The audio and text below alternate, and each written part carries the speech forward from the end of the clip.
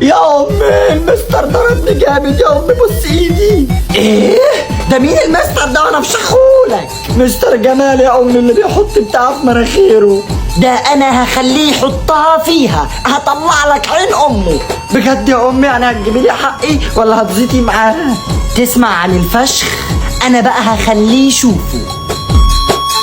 السلام عليكم يا استاذ شنخر. وعليكم السلام يا استاذة، اتفضلي. انا والدة خالد بيبو البريء ده، ممكن اعرف هو عمل ايه عشان يتضرب؟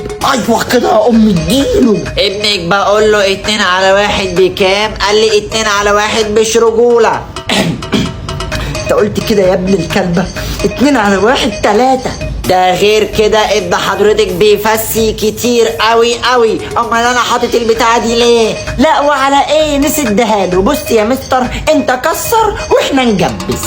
ايه ده يا امي؟ فين حقي؟ كسر حقك يا ابو فاسية يا مجرسنا.